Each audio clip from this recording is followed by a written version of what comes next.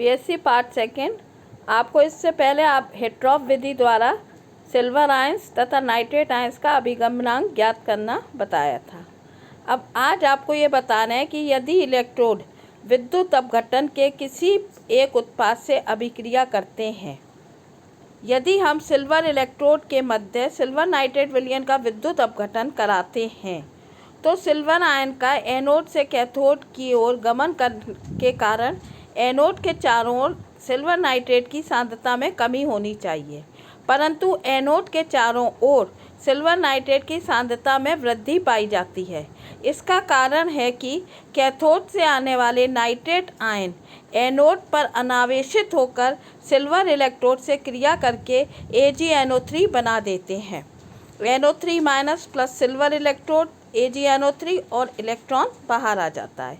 प्रयोग में यदि वोल्टामीटर में कैथोड पर W ग्राम सिल्वर निक्षेपित होती है तो फैराडे के नियमानुसार सिल्वर इलेक्ट्रोड एनोड से W ग्राम सिल्वर घुल जाएगी और एनोड विलयन में आ जाएगी। यदि प्रयोग के पश्चात X ग्राम एनोड विलयन में Y ग्राम सिल्वर नाइट्रेट है तो जल का भार है X माइनस Y ग्राम। माना प्रयोग के प्रारंभ में X माइनस Y ग्राम जल में Z ग्राम सिल्वर नाइट्रेट था, अतः भार में वृद्धि Y माइनस Z ग्राम सिल्वर नाइट्रेट। अगर हम सिर्फ सिल्वर की बात करें तो Y माइनस Z इंटू 108/170 ग्राम चांदी,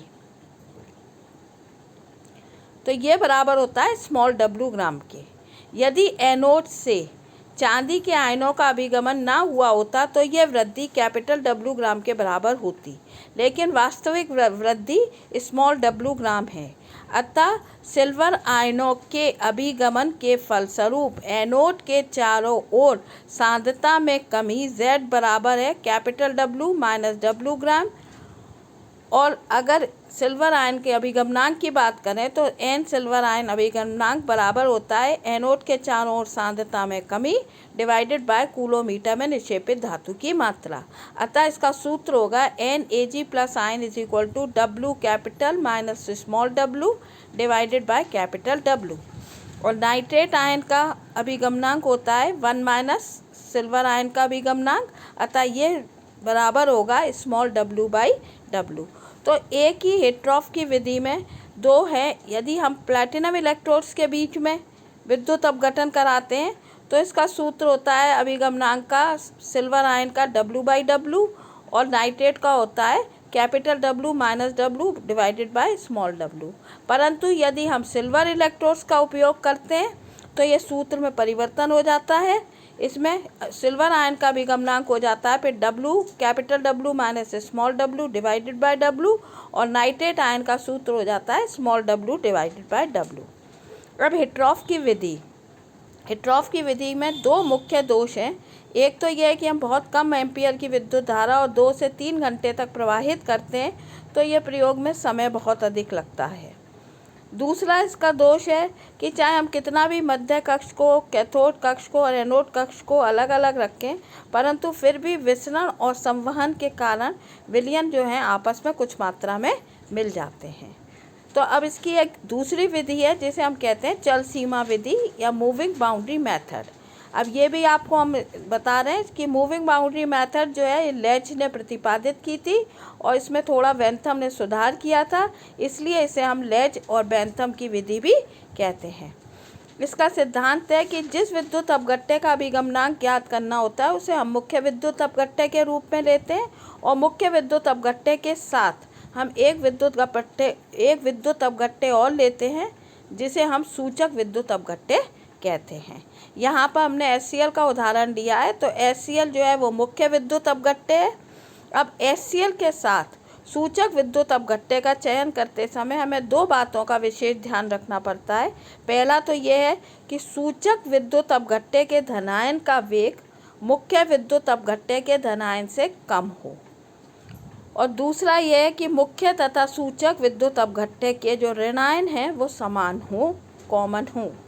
अतः यहाँ पर HCl के साथ हम कैडमियम क्लोराइड CdCl2 विलयन को सूचक विद्युत अपघट्य के रूप में प्रयोग करेंगे।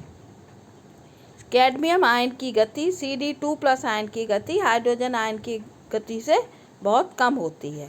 यहाँ पर एक एपरेटस बना हुआ है जिसमें एक AB ट्यूब है। अब कैडमियम क्लोराइड का घनत्व तो बहुत अधिक होता है, हैवी होता है, तो ये नीचे की तरफ रहता है इस ट्यूब में, और HCl चूँकि हल्का विलयन होता है तो ये ऊपर की तरफ होता है। इन दोनों के बीच में क्योंकि ये घनत्व का अंतर है इसलिए अपवर्तनांक इनके अलग अलग होते हैं, इसलिए हमें एक बाउंड्री, क्लियर बाउंड्री दिखाई देती है AA'। अब जब हम इसी तरह इसको हम मिलीमीटर बैटरी से जोड़ लेते हैं और साइड में कूलोमीटर में भी हम एक कैथोड एनोड लगा देते हैं, और नीचे भी एनोड लगा हुआ है प्लैटिनम का, ऊपर प्लैटिनम का कैथोड है। इसका पूरा सर्किट बनाने के बाद जब हम इसमें विद्युत धारा को प्रवाहित करते हैं तो क्लोराइड आयंस ऊपर से नीचे की तरफ एनोड की तरफ गमन करते हैं, और हाइड्रोजन आयन तथा कैडमियम आयंस जो हैं ऊपर की तरफ प्लैटिनम कैथोड की तरफ अभिगमन करते हैं। चूँकि कैडमियम आयन की गति एनोड आयन हाइड्रोजन आयनों की गति से बहुत कम होती है, अतः कैडमियम आयन हाइड्रोजन आयन तक नहीं पहुंच पाते और ये इसके पीछे पीछे ही चलते हैं। तो हमें ये जो सीमा है ये बड़ी स्पष्ट दिखाई देती है। तो जब हम विद्युत धारा प्रवाहित करते हैं तो ये सीमा AA' से उठकर BB' तक आ गई।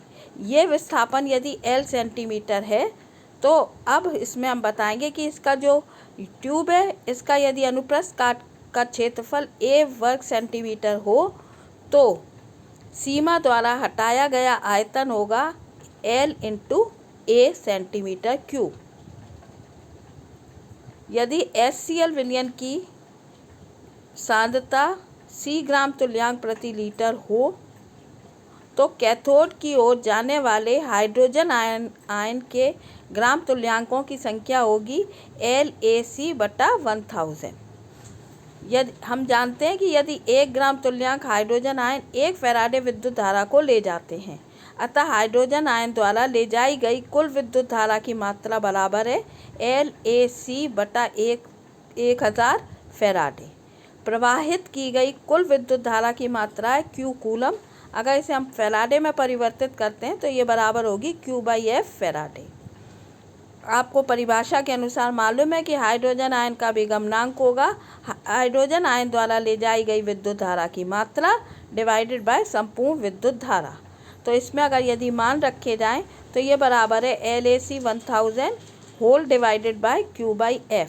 इसको हल करने पे ये आता है LACF डिवाइडेड बाय 1000 Q।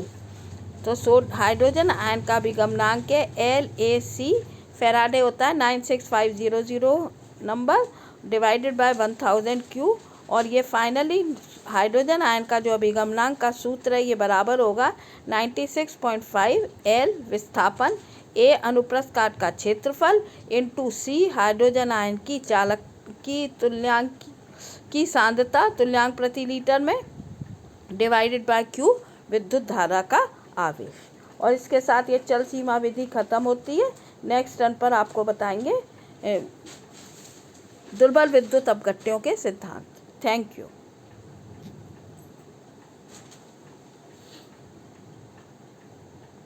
अब देखें क्या हुआ।